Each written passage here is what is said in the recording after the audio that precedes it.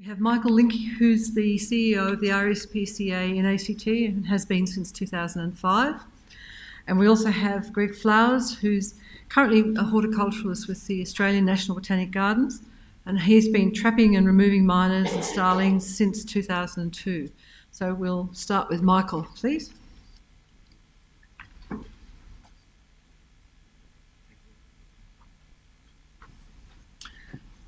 Thanks everyone, and thanks Bill for the opportunity to speak briefly today, just to give the perspective of RSPCA's view on the minor bird issue and the work that CMAG's been doing here in Canberra, and as it relates to my role, I suppose, here in Canberra, but also give you a bit of a view of the RSPCA policy, the overarching policy that RSPCA operates under in terms of our animal welfare model, and what it means for all animals, not only minor birds, but any animal that we as humans take a decision to manage, I suppose, is the word that everybody uses, whether it's culling, whether it's killing, whether it's eradication. It doesn't matter the word you use. At the end of the day, these animals are being killed because humans have taken a decision to kill them for whatever reason that may be. So our national policy is available on our website, and it's under our wild management policy, and it's policy E02. I haven't got a presentation today. I'm only speaking for a couple of minutes today, so I didn't prepare a presentation. But our policy E02 pertains to the management of wild animals and how they're treated, and it particularly looks at when animals are being culled or killed in large quantities, and whether there's any justification for those animals. And our interest in that is a couple of fold. Firstly, that there needs to be justification.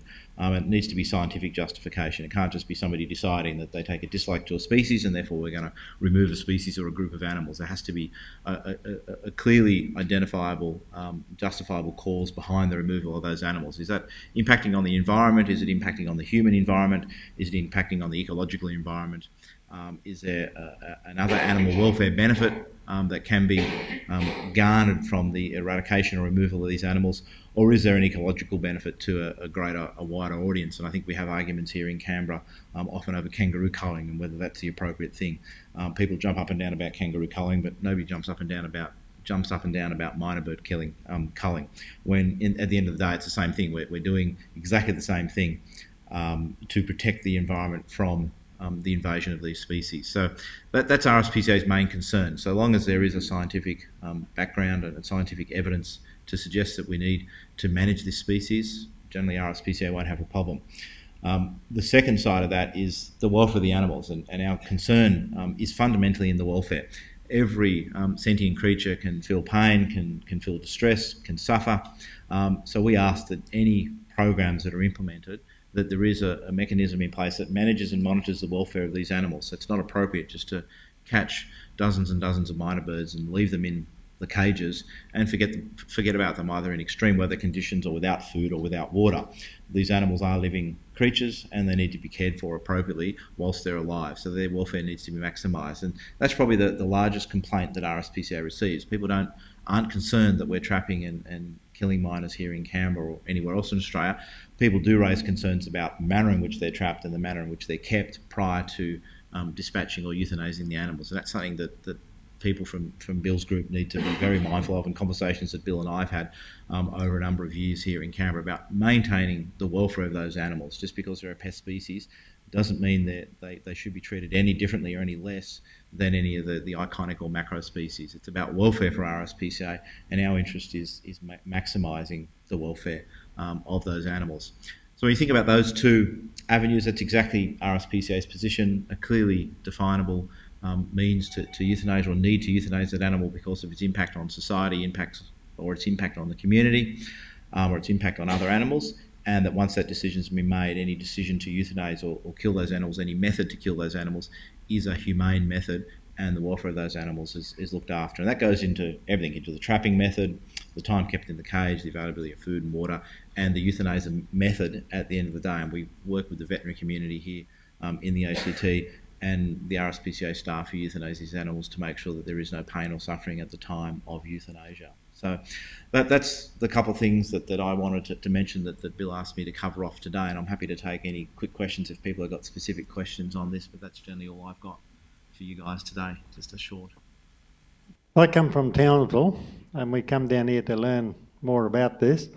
But everywhere you go, does the RSPCA have an Australia-wide policy to euthanize myna birds?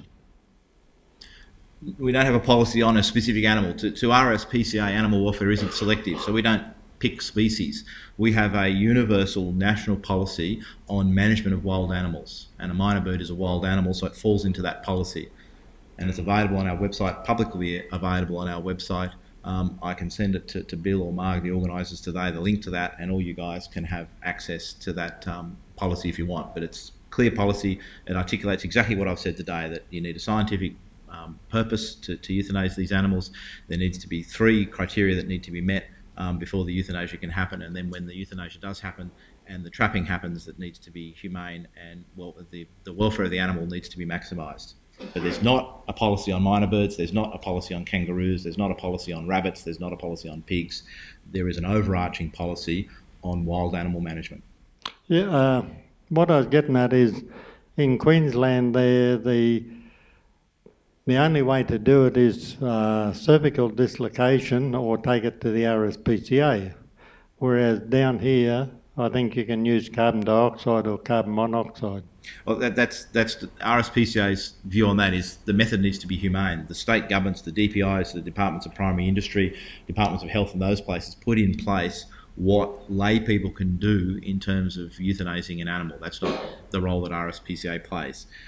We want the method to not cause the animal any pain or any suffering. So in some states and jurisdictions they recognise carbon monoxide poisoning, in other jurisdictions they don't. Other jurisdictions recognise cervical dislocation. Some jurisdictions will only allow you to take animals to vets for euthanasia using lethal injection of barbiturate. So each state has different laws in regards to what can and can't be done in terms of the euthanasia. RSPCA's role is whatever method is used is a humane method and it doesn't cause the animal any pain or suffering.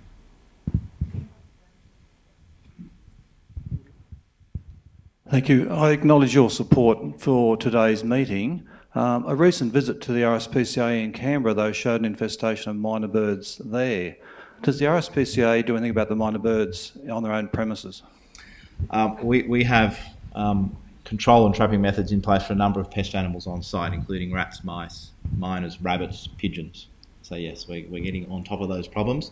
With the significant building around us, it is a very difficult issue for us to manage because we're getting significant inflow of rabbits onto our site and we're just putting in place a rabbit eradication program. So it is a difficult one for RSPCA to deal with as well, managing animals on its site when supposedly its site is a sanctuary for injured and orphaned and abused animals. So it's quite a difficult topic for us internally.